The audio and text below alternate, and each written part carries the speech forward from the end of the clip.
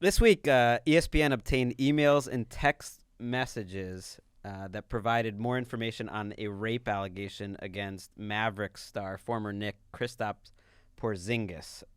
The acquisition that ESPN had was essentially a handwritten agreement between Porzingis and his accuser, in which he allegedly promised to pay $68,000 to her brother's college fund in order to keep quiet. He never paid that money, according to her, and now she is suing him. Now, listen, this has got to be the best sister ever. If she's just like, you know what, I was sexually assaulted. Got to think about my brother on this one. You know, got to pay down those student loans, make it worth it. Story and the document came out that was signed, according to her lawyers, that night.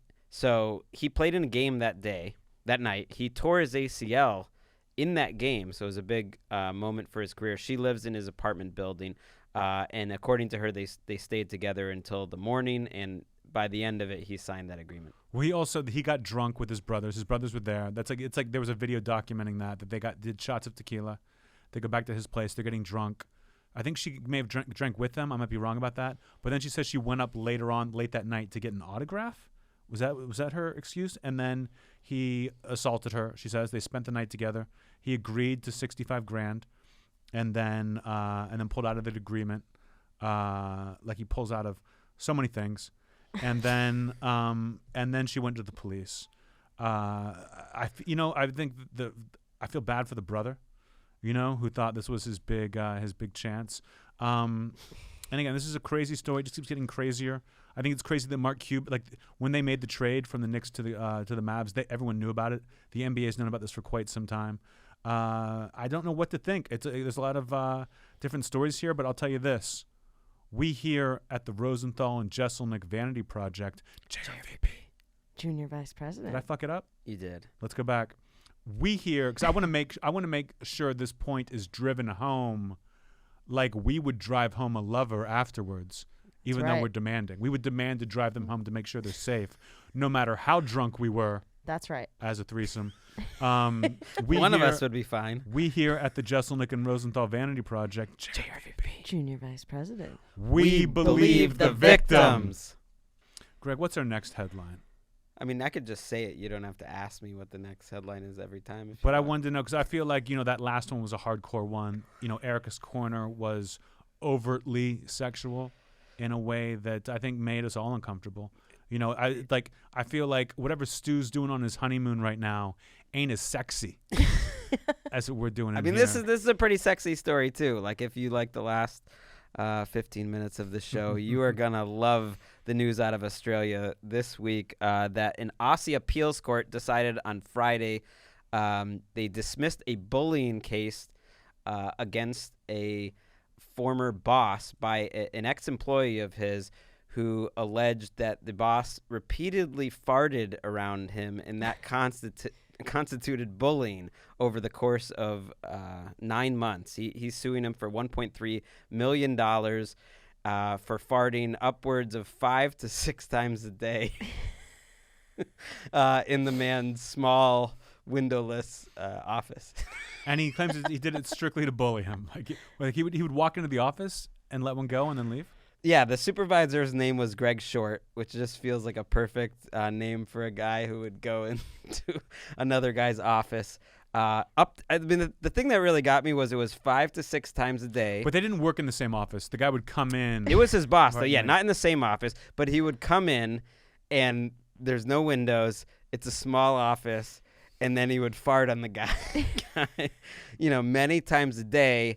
And he would talk about it. It wasn't just like he would kind of like sneak up and do it. He would, make jokes about it. And he's like, he thought it would be funny if he did it once or twice, but he was saying this guy did it like 5 or 6 times a day, every day. So 3 was the breaking point. Like once you get past 1 or 2, that's too much. I like that in Australia bullying is illegal, but they can't define bullying.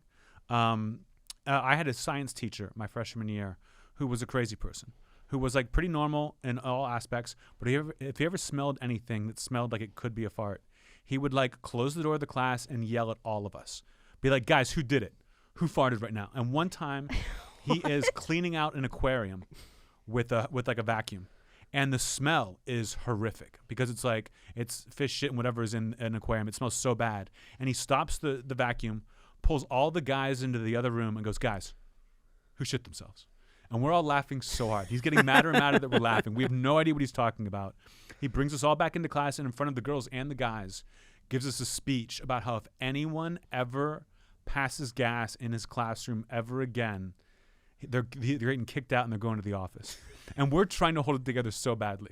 And I have the presence of mind to raise my hand while he's yelling. And the guy who sat next to me was a friend of mine named Justin Bayer. Shout out to Justin. And I raise my hand and I say, Mr. Leeds, while you were talking, Justin farted 3 times. And Mr. Leeds blows his stack, goes, Justin, get up and get out of here. And Justin, like on the verge of tears, is like, you're not going to tell him you're joking? But I'm laughing too hard to say anything. And he got sent to the office that day, which was one of the funniest things. What do you tell the principal? I fart. Like how? He said he passed gas, and then I had another friend who got in the same trouble where Mr. Leeds yelled at him for farting. He's like, Mr. Leeds, it's a bodily function. I can't help it. And Mr. Leeds sent him to the office, and the principal says, so Mr. Leeds tells me that you told him that you'll fart whenever you want. There's nothing he can do to stop you. And he was like, no, why is this guy so crazy? He's a biology teacher who couldn't stand a biological function. What happened to Mr. Leeds as a child that led to this? Maybe he was bullied. I think, looking back, I think it's very possible that Mr. Leeds smoked marijuana throughout the school day. I think that was his problem. He was a fun teacher, but I wouldn't say he inspired anyone to do anything except never fart. The weirdest. Like he didn't really teach you much, but he taught you that. Mm-hmm. That's something.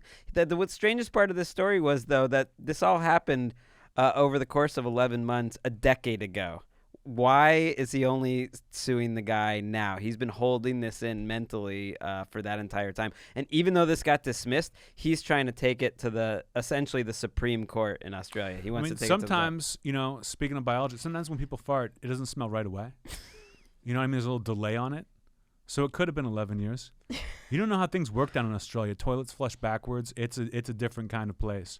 What is bullying, though? Would you consider our actions? Like last week, you were very sensitive about the way that Erica and I don't always lift you up as the star of the show. We bring up embarrassing stories. Why are you saying we? Erica's never once brought up an embarrassing story. You threw her into that too last week. You were saying that we don't do good. Fine, myself. Wait, good. Does that constitute bullying? No, I haven't been bullied in quite some time. Okay. Another Mr. Leeds story.